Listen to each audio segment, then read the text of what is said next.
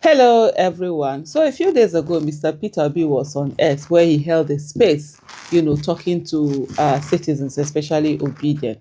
And in it, of course, it's like a town hall that happens on Twitter. There were quite a number of people, thousands of people on it, and everybody were asking questions and they were, answering and all of that. And then the question was asked whether he is going to, be running mate for whether he was going to be running mate for Atiku Abubakar, you know. And this is what Peter Obi had to say. I asked you a question. Do you know me in 2018 or 19? I have heard about you, but not to the extent that I do Okay, now, sir. okay, let me ask you a question. So I'm flying to all over the world to learn how they govern in order to be vice. When people go this thing, I'm not to God. I'm going all over the world. I said Ibrahim followed me with Dr. Mo to Indonesia, and I spent 1 week or 10 days, even going outside Jakarta to go and see the president. Do you visit president to learn how to be vice? My brother, good night. Let us not. I said, I'm not to God. I might not even be alive in 2027. Are you aware? The best, the runner, the best, one of the best candidates in Brazil died in a chopper. He died in a copter flying around. I'm happy to God that I'm alive. If I tell you the things that I counter, you will not believe it. Every single day. Do you know how many times I want to travel out of this country and I'm not allowed to travel? So please, let us go without the same Nigerian easiness. Nigerians don't want to work. They just assume Peter Obi is contesting for the office of the president. I am not God. God knows tomorrow. God knows tomorrow. And I'm doing so in the most decent manner.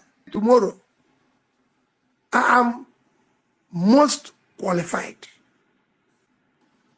And I tell anybody, I will change this country. Because I've seen the experience. I studied it. I followed it. And you will see it in days to come. That's how I work.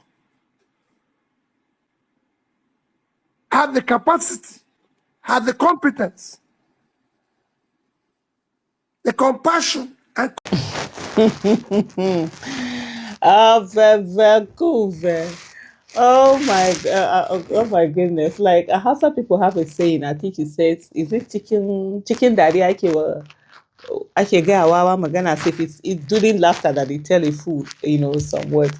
I mean, there are words inside words, and that's just it. And this is what Peter be telling you. So you know that all this one that you have been going around learning governance, so now come and be doing running mate for someone that be doing, running mate job, and he said it out there. I don't know why the fixation is, honestly, on a lot of people, looking at it from the point of view that Mr. Peter Obi has to do running mate. And I don't know why, in a country like Nigeria, where all of us have seen how bad things are, that people are even thinking or seeing or saying that we should have someone like Mr. Peter Obi as a running mate. We have had situations in Nigeria, several of them, where we have put not our best foot forward, but our worst foot has been what we put forward. We haven't we haven't been a country that has said, let's do, how do I put it now? We haven't been a country that has put in the best people who can do the job, except when it comes to football. When it comes to football, you never see Nigerians joke with it and say, oh, we need this tribe or we need that tribe. They're always looking for the best. They are angry if the best doesn't go in. If they are looking, if there's a coach that is not doing very well, especially for the teams that they like, they know how to be angry. They are never sentimental over it. But it is when it comes to something over their life that they then decide to be sentimental and just carry things like that anyhowness. And that's the reason why even this is a conversation people are having. At a time when Nigeria is where it is, where there's so much suffering, I wonder what people think when they're looking at it from the point of view of like, oh, let me just be, oh, let's just look this one in. Oh, no, you can't have something like that. Absolutely not. We need to ensure that Nigeria is getting the best. The world is not going to wait for us. And things are so bad now that you need the radical change of leadership that you can get. It's not the same old in another bottle. No, it has to be a whole new beginning in another bottle with citizens being, standing up and being accountable and holding the people who are in there, accountable. It has to be that. Otherwise, at the end of the day, we are all just going to wait here and we are all waiting. But anyway, he gave that answer. Let me just look at some of the comments that people made on that particular video. It in short, a lot of people. There was a lot of conversation over there.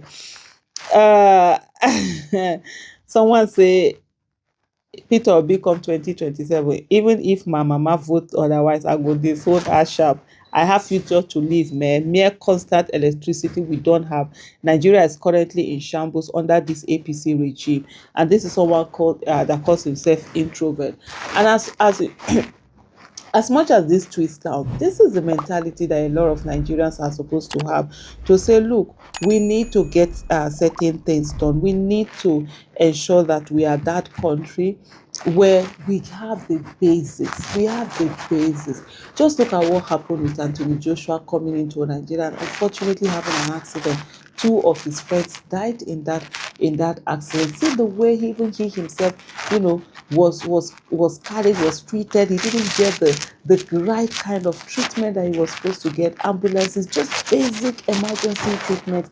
We don't even have them in Nigeria. And then people just feel that, oh, you just vote. This is not about voting for you. You're voting for your life.